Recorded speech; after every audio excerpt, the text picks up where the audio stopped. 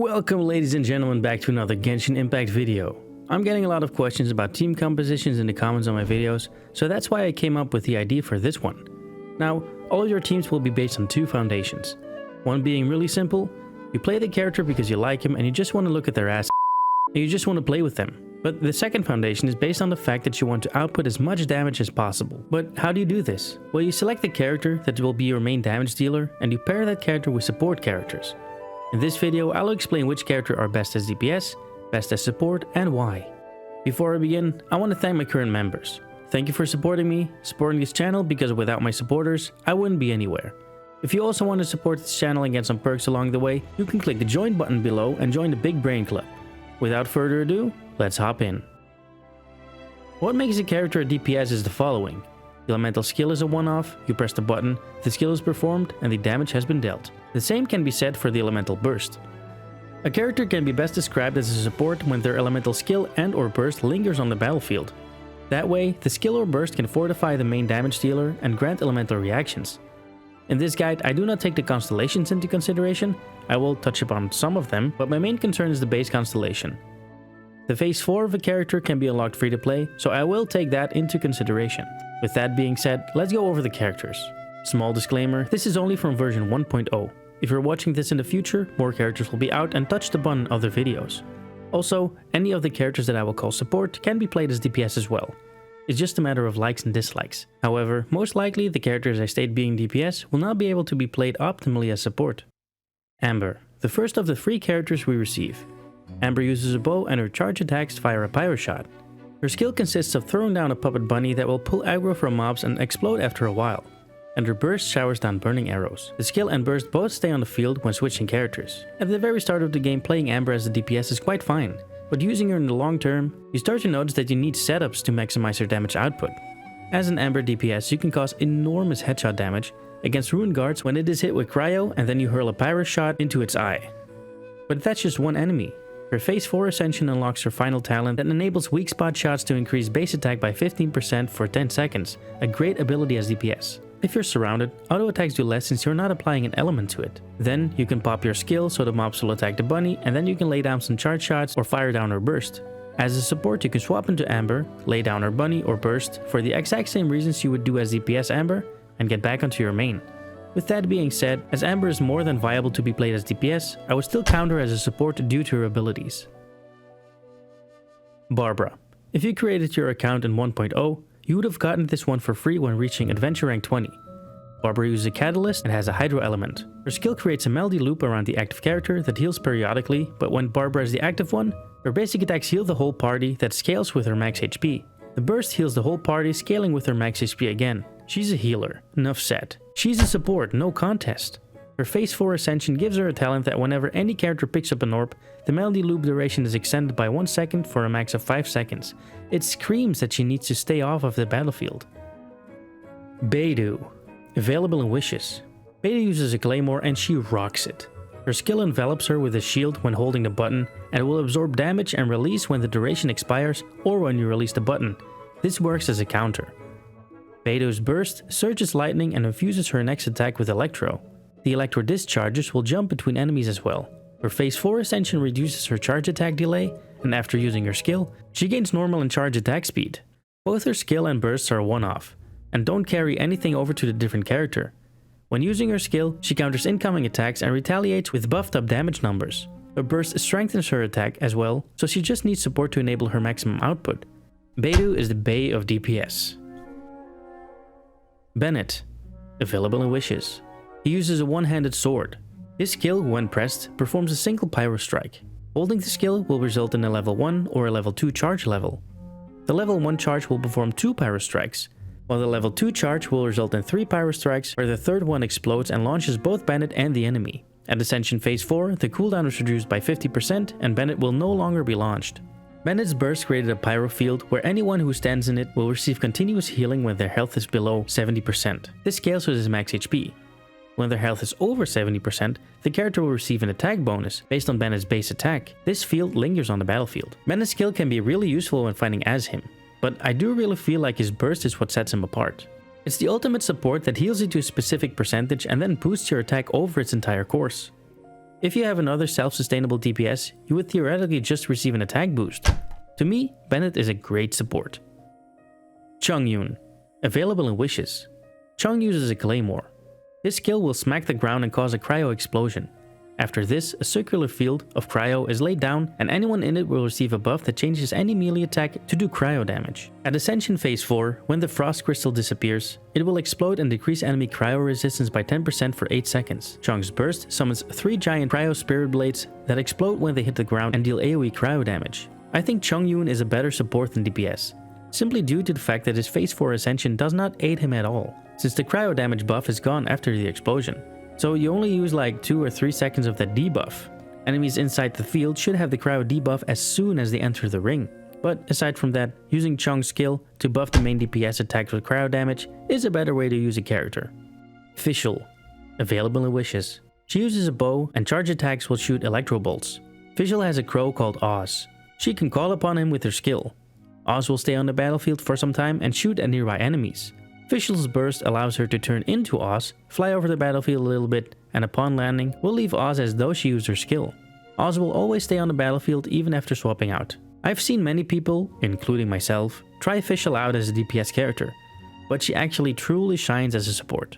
By far one of the best support in the game in my opinion. The reason for this is due to her Phase 4 Ascension. Oz will strike an enemy with 80% of Fischl's attack when another character triggers an electro-related reaction. Swap to Fischl, drop Oz, swap back and synergize with her electro element in any way you can. Kaeya, the second free character we receive. A one-handed sword user.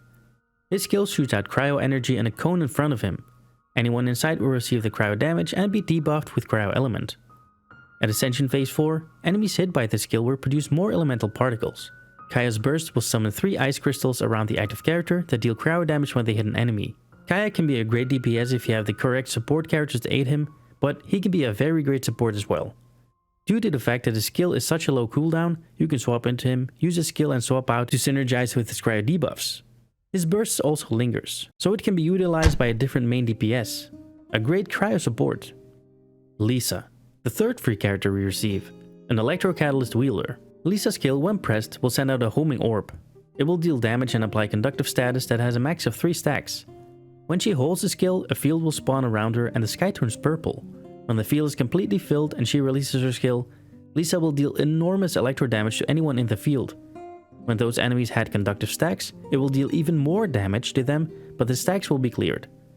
Her burst will summon an electro lantern, or a lightning rose if you will. It will deal electro damage to anyone stepping inside the field. At Ascension Phase 4, enemies hit by this will have their defense decreased by 15% for 10 seconds. I really like Lisa. She can do really great damage as a DPS since her conductive stacks synergizes well with holding her skill. And sometimes, you get one-hit enemies with a 3-stack. The real downside to using her as DPS is when you actually have to hold her E. You're just a training dummy for all enemies around you. Sure, if you had a support that first puts a shield around her, it will be more viable. But the lack of protection when performing her skill is holding me back from acknowledging her full potential as a DPS. Using her for a burst to set up some electro reactions and decreasing defenses is a better way to use her. So in my opinion, Lisa is also a support character. Ningguang, available in wishes, a Geo-Catalyst wielder. Her skill will summon a Jade Screen that will keep her safe from projectiles and scales with her max HP. At Ascension Phase 4, the Jade Screen will offer a 12% Geo damage bonus for 10 seconds to anyone passing through it. Ningguang's burst will gather gems and scatter them all, sending out homing projectiles to enemies and deal Geo damage. If her Jade Screen was up, it would also fire additional gems. So with all that being said, we know that the Jade Screen will stay on the battlefield when you would swap characters, but it would actually only really benefit Geo characters when passing through it, aka Ningguang herself. She does massive damage on her own, but with all of her tools, she becomes a major powerhouse. Ningguang receives the title of Main DPS. Noelle, available in the beginner banner and in wishes. A Geo Claymore user. Noelle's skill will create a Geo shield that scales with her defense stat. When her skill is active, she has a chance to regenerate your party's health when attacking. These heals also scale with her defense stat. At Ascension Phase 4, every 4 attacks will decrease her skill cooldown by 1 second. When she activates her burst, her claymore is infused with Geo energy and becomes enormously large. Attacks converted to Geo damage and her attack is increased based on her defense stat. Noelle can be built as a healer, though she will need to stay active on the battlefield to actively heal. It's not like you can pop the skill or burst and call it a happy healed party.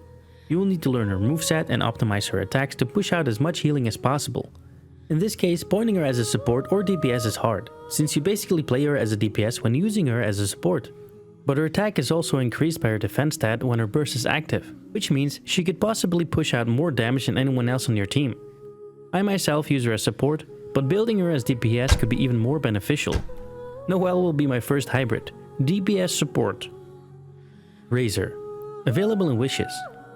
Little wolf boy with an electro claymore. When pressing Razor's skill, he will perform a sweep of electro damage. When an enemy is hit, Razor gains an electro sigil that increases his energy recharge rate. A max of 3 sigils can be obtained simultaneously. Getting a new one will refresh the duration. Holding the skill will unleash a lightning storm that performs AoE damage. This will clear Razor from all his sigils, and each of those sigils will be converted into energy. At Ascension Phase 4, when energy is below 50%, energy recharge is raised by 30%. When activating his burst, you summon a wolf spirit that fights beside him. Upon activation, it will have the same effect as holding the skill, converting sigils into energy. The wolf strikes alongside Razor's attacks, dealing electro damage. Razor's attack speed and electro resistance is increased, he's immune to electro charged, and has a higher resistance to interrupts. And his charge attack is disabled in this form. When you would swap characters, it will end his burst. You can already tell all his skills are to be used by Razor alone, making him a DPS character. You can't actively use him as support in any way. Though anyone would agree that he's a main DPS since he earned his place to be at the top of the DPS in any tier list. Razor does absolute buttloads of damage if you play him correctly and use his skills and burst optimally. Sucrose, available in wishes. An Anemo Catalyst wielder. Her skill creates an Anemo butterfly spirit that does AoE damage and pulls enemies to the center of the attack. At Ascension Phase 4, she will increase party members' elemental mastery based on her own elemental mastery when using her skill. When she activates her burst, a large spirit will appear and pulls enemies to its center. It can absorb any other element and deal that type of damage until the end of the burst. This absorption can only happen once per use. Sucrose is one hell of a support character. When paired with other support characters who have lingering elemental skills, she can create a lot of swirl effects with her skill, and even further optimize the damage with her burst. Now, this will most likely be the only time I mention this, but when she has more constellations, this changes up her team composition drastically. At Constellation 1, she receives double charge on her skill, which on its own is already awesome, but super useful as support.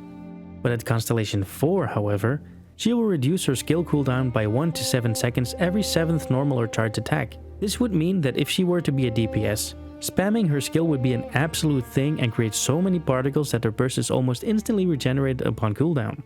So in this case, she's an absolute support at Constellation 3 or less, but main DPS worthy at Constellation 4 or higher. Xiangling.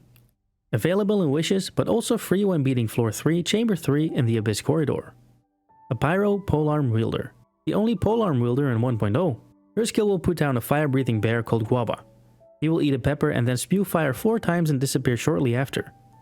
Her burst will summon a Pyronado swirling around the active character, dealing pyro damage to anyone it hits. Both her skill and burst linger when swapping. While Xiangling can be perfectly built as a DPS character, she is better used as a reaction enabler with her skills. Putting down Guaba and changing to Razor, for instance, would grant many overload reactions. Her burst is also super helpful for any other main DPS. Xiangling is a great support character. And then last but definitely not least, by a long shot, Xingqiu. Available in wishes, a one-handed sword user. This skill will perform twin strikes dealing hydro damage and applying the wet status to the enemies. It will also summon 3 swords around the active character that will reduce incoming damage. At Constellation 1, this will be increased to 4 swords. When a sword is shattered or its time is expired, it will heal the active character for 6% of Xingqiu's max HP. His burst will summon a sword rain, again creating protective swords, but this time normal attacks by the active character will also have swords attacking the enemy, dealing hydro damage and applying the wet status. In my eyes, Xingqiu is a god support character. With his kit, he can easily distribute the wet status for applying electrocharged, vaporized or frozen statuses. He can even heal the active character while protecting them. This is one of my favorites since I discovered him, and he will be my all-time favorite support. And that was it, all the 4-star characters from the vanilla 1.0 version. The 5-star version coming up soon, and after that, the 1.1 characters. I will continue this series for new characters as well. Thank you for watching this video to completion, you absolute legend. Leave a like and subscribe so others can enjoy the content as well. This was Galaxy Brain Glitchy, have a good one. Well, let's not